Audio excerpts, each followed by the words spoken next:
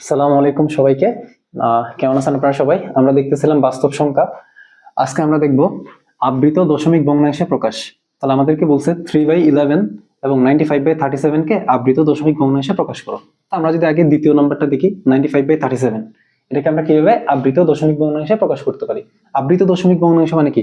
দশমিকের পরে সংখ্যাগুলো বারবার কি আসবে? রিপিট আসবে, ঠিক আছে না? তো চলো আমরা করি। হ্যাঁ, সো 37 কে 95 দ্বারা ভাগ করব। তাহলে 37 95 এর মধ্যে যাই, আমরা জানি দুইবার। তো 37 ইন্টু 95 দুইবার যদি যাই তাহলে কত হয়? গুণ করলে আমাদের আসে 74 আসে, ঠিক আছে? তো 74 আমরা যদি 95 থেকে 74 বাদ দিই তাহলে আসে 2 1 2 মানে 21 আসে, ঠিক আছে? 5 থেকে 4 গেলে 1, 9 থেকে 7 গেলে 2, আমরা তো ভাগ করতে পারি তাই না? তো 21 থাকে। এখন দেখো 37 21 এর মধ্যে যাই না, তাহলে আমার কি করতে হবে? এখানে একটা শূন্য বসাইতে হবে। ওকে, তাহলে 210 এর মধ্যে কয়বার যায়? যেহেতু আমি এখানে একটা শূন্য বসাইছি, এখানে একটা দশমিক বসাবো, ঠিক আছে? এবার দেখো 37 210 এর মধ্যে কয়বার যায়? আমরা এখানে গুণ করে দেখলাম যে 5 বার যায়, কারণ 5 বার নিলে আসে আমার 185, 6 বার নিলে আসে আমার 222। গুণটা আমি আগে থেকেই করে রাখছি তোমাদের যাতে অসুবিধা না হয়, ঠিক আছে? তাহলে দেখো 5 বার যদি করি তাহলে আসে 185, তাহলে আমার যাচ্ছে কয়বার? 5 বার, তাহলে থাকে 185। এবার যদি আমরা বাদ দিয়ে দিই, এখানে থাকবে 5, এখানে থাকবে 2, 25, ঠিক আছে? তাহলে আবার 25 এর মধ্যে যায় না, তাহলে আবার আমরা একটা এখানে 0 নিব। এবার দেখো 37 250 এর মধ্যে কয়বার যায়? আমরা করে দেখছি 6 বার যায়, ঠিক আছে? তাহলে আমরা এখানে 6 বসাবো, আর 6 বার গেলে কত হয় গুণফলটা?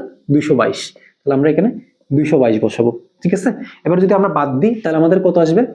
8 আসবে, আর এখানে আসবে 2 28, ঠিক আছে? 2 থেকে 2 গেলে 0। আবার আমরা এখানে একটা শূন্য বসাবো।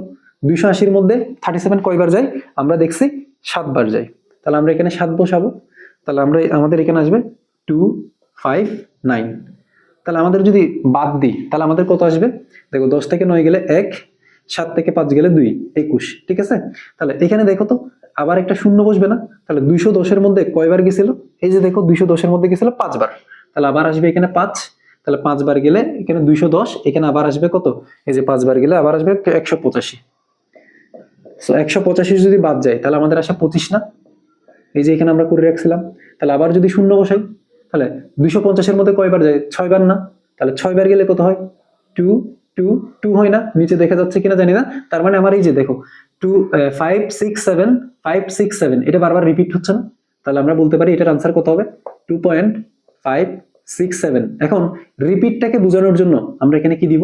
পৌনঃপুনিক দিব। তাহলে 5 এর উপর একটা পৌনঃপুনিক দিব, 7 এর উপর একটা পৌনঃপুনিক দিব। তাহলে আমার আর মাঝখানেরটাতে দিতে হবে না। তোমার যদি অনেকগুলো সংখ্যা পরপর রিপিট হয় তাহলে তুমি প্রথম এবং শেষটার উপর পৌনঃপুনিক দিলে হয়ে যাবে, ঠিক আছে? এখন এখন এটা যদি তোমরা পারো তাহলে পরেরটা হবে তোমাদের জন্য আরো ইজি। তাহলে পরেরটা আমরা কিভাবে করব দেখো। পরেরটা কত? 3/11, 3/11, ঠিক আছে? সো 3/11 যদি আমরা করি, দেখো 3 কে কি 11 দ্বারা ভাগ যায়? কত হচ্ছে ভাই? যায় না। তাহলে আমরা এখানে একটা শূন্য বসাবো, এখানেও একটা শূন্য বসাবো, দশমিক দিব, ঠিক আছে? 3 11 এর মধ্যে কয়বার যায়? কত হচ্ছে ভাই? 2 বার যায়, তাহলে 22, ঠিক আছে? বাদ দিলে থাকে 8, এখানে নামবে 0। তাহলে 11 8 এর মধ্যে কয়বার যায়? আমরা জানি 7 11 77, তাহলে কতবার? 7 বার, ঠিক আছে? তাহলে থাকবে 3। তাহলে আবার 3 এর মধ্যে যায় না, কত হচ্ছে? আবার 0 দিব। তাহলে 30 এর মধ্যে কয়বার যায় ভাইয়া? 2 বার যায়, 11 দুগুণে 22। তাহলে আবার যদি বাদ দিই তাহলে থাকবে 8।